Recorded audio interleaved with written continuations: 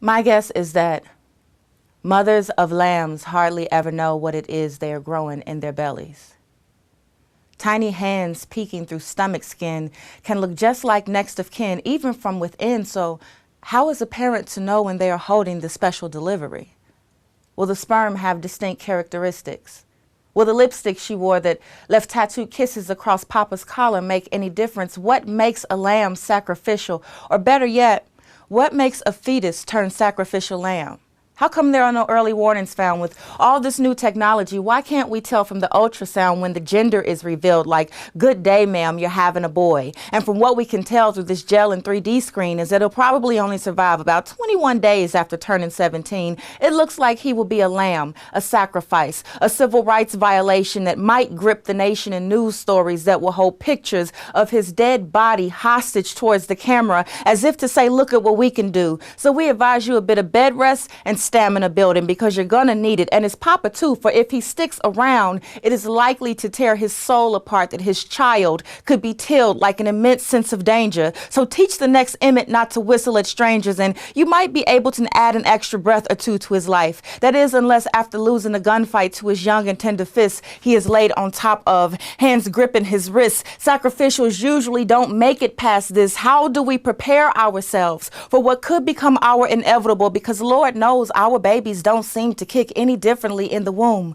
The music we put on growing bellies does not erase the tune of the subsequent taps that will drown out our hearts and crucified memories. They put us on trial and set the real killers free. I need every pregnant Black woman to write on her stomach in permanent ink, emancipate me. We are birthing caged kings that don't know they might not be here long. Our Star Spangled Banner song looks a lot like processionals and RIP shirts, because I tell you, these dimly lit OBGYN rooms do not give us enough fair warning that too soon after the birthing experience, we might be shopping for tombstones, silvery caskets with inscriptions inside. We will leap from school pictures to grave markers, evidence 235, concrete with name etched in it that feels like bricks sitting on top of fatherly shoulders. How does one mend the shattered wall of a proud raising, of raising a proud Black man? How do we raise proud Black men when they kill them as boys, when we kill them as boys? How do we teach our kids that their lives are not valued in this United States of America?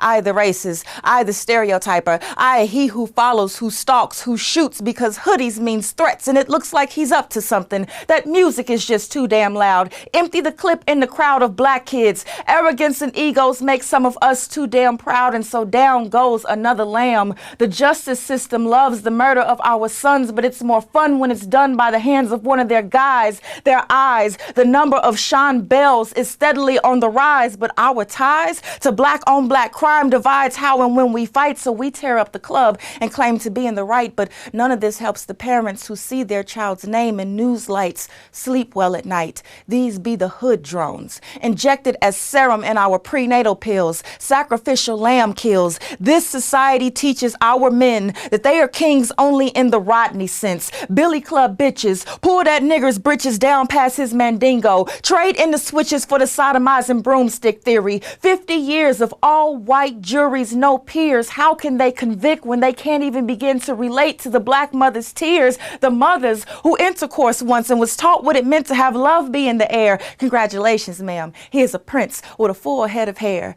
We teach them to embrace the life of a king, while consciously forgetting they could be eradicated by the time they turn 15. So if ever we see them in the driveway with their back blown out next to a shell casing of hatred, a lion hands up, stomach down at the BART station, or if a pickup truck drags them until the James within becomes the kill birds feed up on, let their death not be in vain, at least for the mothers who are at home in old kitchens scrubbing dinner off new plates, lying in wait for her son who this time might not be returning home. It's for the fathers whose stoic demeanor gets lessened with each glimpse of his son's feet crossing east and west for the last time. He will never hear, that's my old man, one last time. She will never hear, Ma, stop kissing me, one last time. It's for the pallbearers who carry the fallen to the final. They will never laugh amongst that friend one last time. It's for our lambs, all of our sacrificial lambs, all of our little girls dying under A&E hotspots, our little boys who quickly learn that curveball can be a dangerous game to play. It's for the next 48 and the first 24. It is for our wombs that cultivate unarmed kings and queens with no foreshadowing telling us that we will live longer without them than we did with them. So for now, this poem will have to do. And the fight will have to continue. And the lambs will have to be remembered, and the mothers who walk past us with pregnant bellies holding the future inside. Know that if you are bringing forth into this world new Black life, our kicks are always different, and they are always up for the American sacrifice.